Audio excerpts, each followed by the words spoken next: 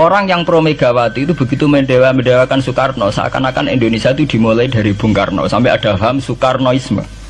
Bahwa Indonesia itu seakan-akan dimulai dari Soekarno. Memang deklarator kemerdekaan Indonesia itu Soekarno. Tapi umat Islam atau partai-partai Islam itu tidak kecil hati. Karena embrio yang bernama Indonesia itu dari tahun 1908, sebelum ada partai nasionalis yang berani melawan kolonialisme Belanda adalah partai-partai Islam, sehingga kebangkitan Indonesia dimulai 1908.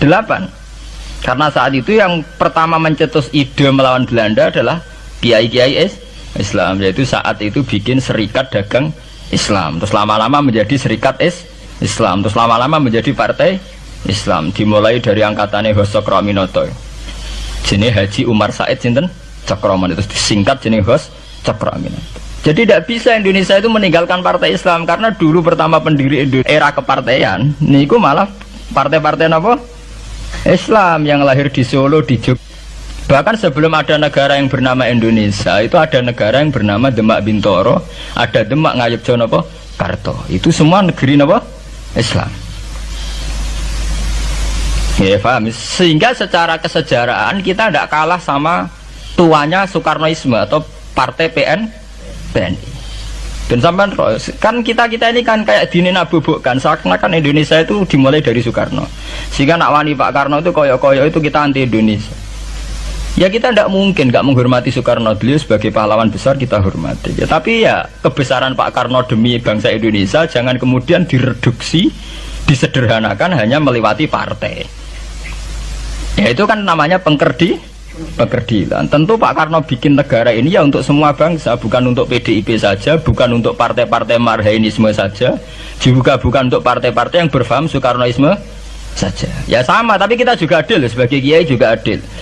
Hos Cokroaminoto bikin partai Islam adalah untuk mengusir Belanda dari bumi Indonesia, yang nantinya juga untuk kepentingan semua bangsa Indonesia, tidak hanya yang Islam saja. Ya kita adil, sama-sama adil. Saat nasionalisme ya tidak mengurangi keagamaan, saat keagamaan tidak mengurangi nasionalis. Tapi itu tadi kemudian ini dikerdilkan secara politik. Di sawangannya nak wis duwete Pak Hasim Mbak Mega nasionalis religius itu sudah ditren. Angger duet senengane pasangan nasionalis sampai religius. Apa nak nasionalis terus wajib sholat? Apa nak religius terus gak wajib nasional? Sebetulnya itu kan apa kan orang Indonesia itu wajib sholat hanya karena atas nama nasionalisme. Apa nak gue kiai itu wajib bayar pajak. Itu kan pengkerdilan, proses pembohongan ya. Pembohongan secara publik. Gue dibodokno, sedurunge bodoh itu kan itu kan repot. Namanya sedurunge bodoh dibodokno kenapa? Nurut. Makanya kalau seneng ya, kayak kemarin Hari Kebangkitan Nasional itu seneng kalau diungkap terus di TV bahwa kebangkitan Indonesia dimulai dari 1908.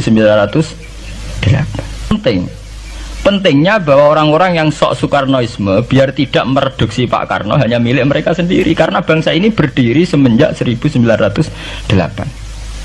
Dimulai dari gerakan Budi Utomo sampai Hos Cokroaminoto sampai macam-macam, ya serikat-serikat Islam.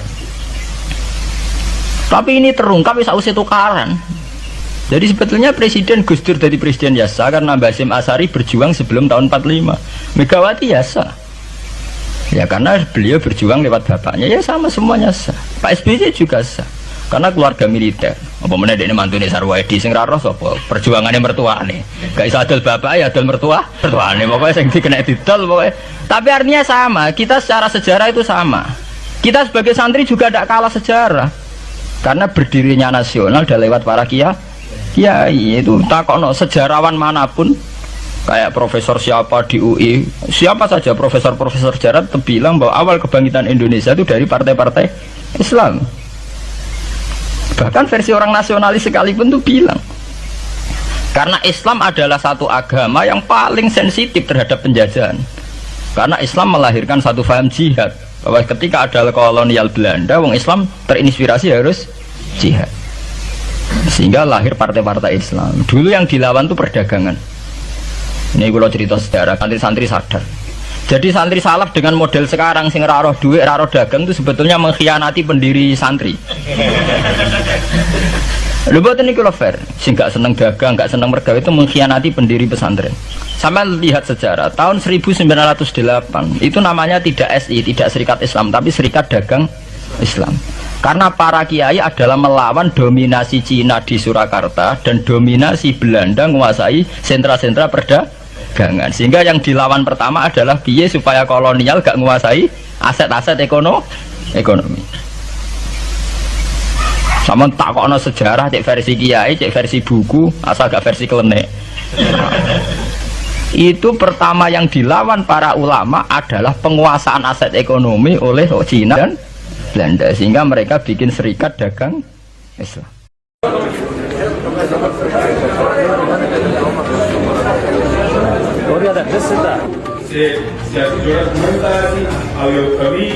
इस्लामी अरबिस और फ्रांस की मनर वर्ड निज़ाम मुकाबले के बाहरी सफारतों मिर्ची और मुख्तलिफ रिवायों सफारतों से उसी जो अमीर मुख्तलिफ आयाती भरे और मसला जिसे खातर जो अमीर ठीक सी मुख्तलिफ जो अपने मुकाब अशूरी पूरा का साहस है ना सहारा या सफारतों की उसी जो अमीर फौक लाना जबर बांधी तामील बिना पूर्व वाहनों की वादों तक देखो सफारतों तक अस्पतालों तक सियासी नुमाइंदगी तक दिनों में पूर्ण अस्पताल तक और नड़ीवार आवाज़ और बशरी और खैरियत अस्पताल पूर्ण तक रात और दूसरी लिखी कुरान की जो था इस डबल इक़दाम ने कि